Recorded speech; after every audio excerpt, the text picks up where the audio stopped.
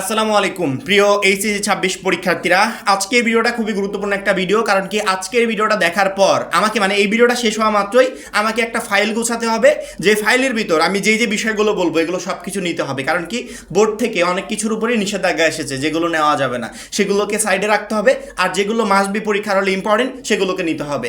আমি পরীক্ষার হলে বসে আছি একটা জিনিসের জন্য, যেটা আমার খাতায় হয়তো বা লেখার ক্ষেত্রে লাগবে বা স্কেলিং করার ক্ষেত্রে লাগবে। আমার পাশের একটা ফ্রেন্ডকে আমি বলছি, অথচ ফ্রেন্ড তার কাজে ব্যস্ত, আমি বসে আছি 5-10 মিনিট। পরীক্ষা স্টার্ট হয়ে গেছে, আমার প্রথম দিকের কাজগুলো করা সম্পূর্ণই হয় নাই, বা পরীক্ষার ভিতর এমন একটা জিনিসের আমার প্রয়োজন হচ্ছে যেটা আমি বাসা থেকে আনিই নাই। পরবর্তীতে আমার কি অবস্থা হবে? মাত্র 250 টাকা যারা এখনো আমাদের শেষ মুহূর্তের চূড়ান্ত সাজেশন কোর্সে যুক্ত হওনি, দ্রুত করো। পরীক্ষার আগ মুহূর্তে আমাদের কোর্সে যুক্ত হলেই পেয়ে যাচ্ছ সকল সাবজেক্টের একদম শর্টকাট সাজেশন, সকল গ্রুপের পিডিএফ আকারে, বিগত বছরগুলোর বোর্ড এমসিকিউ উত্তর সহ পিডিএফ আকারে, প্রত্যেকটা সাবজেক্টের প্রত্যেকটা চ্যাপ্টারের চ্যাপ্টার ওয়াইজ জ্ঞানমূলক অনুধাবনমূলক প্রশ্ন উত্তর সকল গ্রুপের পিডিএফ আকারে, লিখিত অংশের একদম শর্টকাট টেকনিক পিডিএফ আকারে, ইংরেজি গ্রামার অংশের শর্টকাট টেকনিক পিডিএফ আকারে, পড়াশোনার দুর্দান্ত সব গাইডলাইন, ইংরেজি এবং আইসিটির দুর্দান্ত সব রেকর্ডেড ক্লাস, সেই সাথে পরীক্ষা শেষ হওয়া পর্যন্ত ফুল সাপোর্ট, সবকিছু থাকছে আমাদের মাত্র 250 টাকার কোর্সে। আমাদের কোর্সে যুক্ত হতে স্ক্রিনে দেওয়া নম্বরে 250 টাকা কোর্স ফি পাঠিয়ে এই নম্বরে হোয়াটসঅ্যাপে আমাকে জানাবে, সাথে সাথে তোমাকে কোর্সে যুক্ত করে নিব। তখন থেকে শুরু হবে তোমার A+ প্রস্তুতি। এই জন্য এই ভিডিওটা দেখা শেষ হওয়া মাত্রই তুমি 10 থেকে 15টা মিনিট সময় নিবে।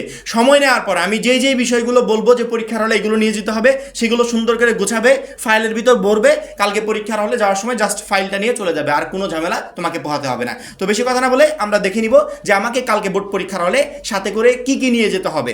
1 নম্বরে সবচেয়ে ইম্পর্টেন্ট যেটা, সেটা হচ্ছে প্রবেশপত্র, রেজিস্ট্রেশন কার্ড। মেইন কপির পাশাপাশি যদি পারো 5টা ফটোকপি করে রাখো। যদিও এত লাগে না, পরবর্তীতে এগুলো লাগবে, কিন্তু আমার কথা হচ্ছে 5টা করে রাখো, কোনো প্রবলেম নাই। বেশি করে রাখলে কোনো সমস্যা নাই, এগুলো পরবর্তীতে অন্যান্য অনেক কাজে লাগবে। 5টা ফটোকপি করে রাখবে এইচএসসির রেজিস্ট্রেশন কার্ড এবং প্রবেশপত্র, এই দুটারই। প্রথম কয়েকদিন তোমাকে মেইন প্রবেশপত্র এবং মেইন রেজিস্ট্রেশন কার্ডটা সাথে করে নিয়ে যেতে হবে। কারণ কি এটা প্রথম কয়েকদিন শো করতে হবে।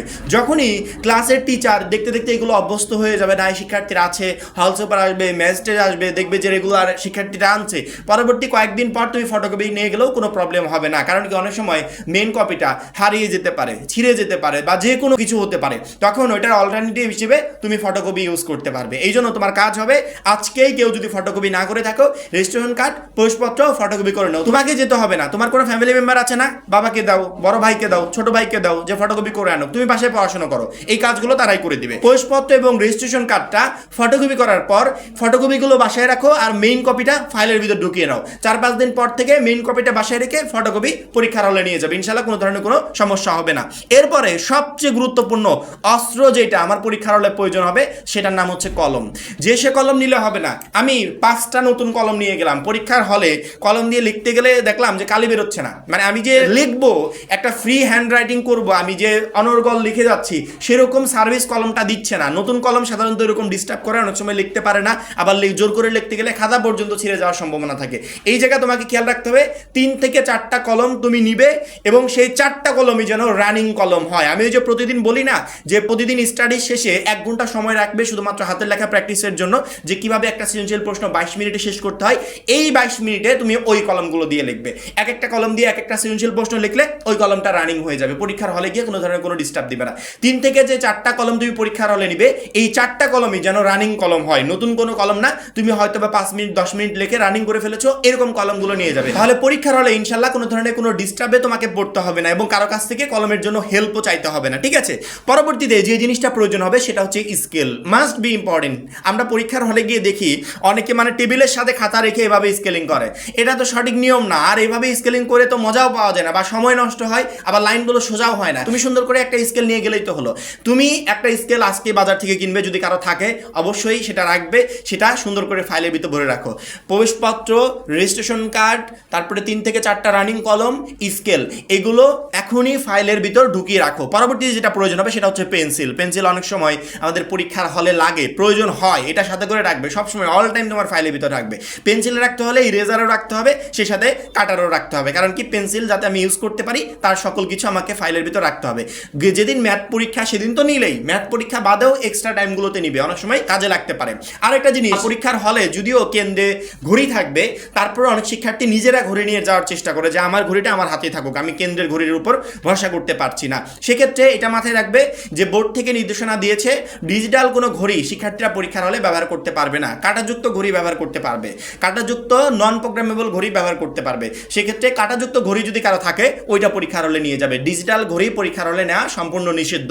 এই ডিজিটাল ঘড়িকে টোটালি অ্যাভয়েড করে চলার চেষ্টা করবে। Mobile phone, smart watch, Bluetooth earphone, note guide board এগুলো তো নেওয়া যাবে না, এগুলো আশা করি সবাই জানো। আমি উপরে যে জিনিসগুলো নেওয়ার কথা বললাম এর প্রত্যেকটা জিনিস তুমি তোমার ফাইলে আজকে গুছিয়ে রাখবে। এবং এর ভিতর আরেকটা গুরুত্বপূর্ণ কথা, যে আমরা যখন লিখি 1 নং প্রশ্নের উত্তর বা 2 নং প্রশ্নের উত্তর, এটা অনেকে চাচ্ছে যে জেল পেন দিয়ে লিখতে, তাহলে আরেকটু সৌন্দর্য আসবে, বা নীল কালি দিয়ে লিখতে আরেকটু সৌন্দর্য আসবে। হ্যাঁ তুমি লিখতে পারো, এটা অন্য কালি ইউজ করে লিখতে পারো, তবে লাল কালি কেউ ইউজ করে না, বা লাল দেখা যায় এরকম কালি কেউ ইউজ করে না, কারণ কি এটা হচ্ছে শিক্ষকের কালি। শিক্ষক যখন তোমার খাতা কাটবে উনি একমাত্র ইউজ করতে পারবে, তোমরা এই ধরনের কালি কেউ ইউজ করবে না। যদি ওইটা জেল পেন দিয়ে লেখো কোনো প্রবলেম নেই, তাহলে লেখায় আরেকটু সৌন্দর্য আসবে। সেক্ষেত্রে অবশ্যই মাসবি সাথে করে একটা জেল পেন বা অন্য কালি বেরোয় অন্য কালারের এরকম একটা কলম নিয়ে যাবে, লাল ব্যতীত বা লাল রিলেটেড অন্যান্য যে কোনো কালার ব্যতীত। এই টোটাল জিনিসগুলো যখনই তুমি তোমার ফাইলে রাখবে, তুমি নিশ্চিন্তে পরীক্ষার হলে গিয়ে পরীক্ষাটা দিয়ে আসতে পারবে। কোনো ধরনের হেল্প তোমার অন্য কাছ থেকে চাইতেও হবে না, বা কোনো ঝামেলাই তোমাকে পড়তে হবে না। সাথে যদি মনে হয় যে একটা পানির বোতল প্রয়োজন, তাহলে পানির বোতল নিয়ে যাও। আর যদি মনে হয় যে না প্রয়োজন নাই, হল থেকে ব্যবস্থা থাকবে, আমি ওইখানে 5-10 মিনিট সময় নষ্ট করে পানি খেয়ে নিব, তবে সেটাও করতে পারো। তবে আমার সাজেস্ট থাকবে একটা করে পানির বোতল সাথে করে নিয়ে যেও। কারণ কি তুমি পানি খাবে, তুমি বেরোলে গেলে পানি ভরলে, পানি খেলে, তারপরে আবার এসে ব্যাক করলে, এই এতটুকু সময় যে তোমার 5 থেকে 6 মিনিট সময় গ্যাপ যাচ্ছে না, এই সময়টাতে তুমি হয়তো বা একটা সৃজনশীল প্রশ্নের গ নাম্বার লিখে ফেলতে পারো, একটা প্রশ্নের ঘ নাম্বার লিখে ফেলতে পারো।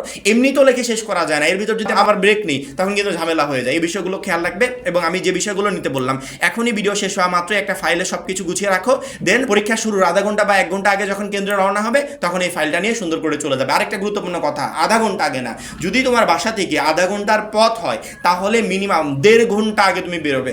পরীক্ষার হলে 1 ঘন্টা আগে গিয়ে পৌঁছাবে, এমন টাইম নিয়ে হাতে করে তোমাকে যেতে হবে। এটা বোর্ডের নির্দেশনা, এটা আমার না। বোর্ড বলেছে এরকম সময় নিয়ে যেন শিক্ষার্থীরা পরীক্ষার কেন্দ্রে পৌঁছায়। এখন বৃষ্টির সিজন, অনেক সময় বৃষ্টি হতে পারে বা অনেক যে কোনো যানজট থাকতে পারে। এই বিষয়গুলো মাথায় রেখে সময়টার দিকে খেয়াল রেখে তারপরে বাসা থেকে রওনা হবে, যাতে পরীক্ষার কেন্দ্রে যথাসময়ে তুমি পৌঁছাতে পারো, যথাসময়ে পরীক্ষাটা স্টার্ট করতে পারো। আমার মনে হয় প্রত্যেকটা শিক্ষার্থী আমার এই কথাগুলো মাথায় রাখবে এবং সেই অনুযায়ী প্রিপারেশন নিয়ে পরীক্ষার হলে যাবে।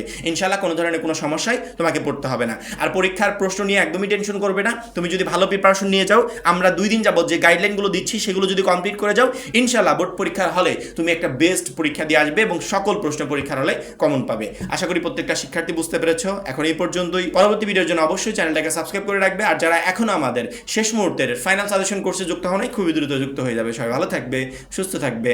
আল্লাহ হাফেজ।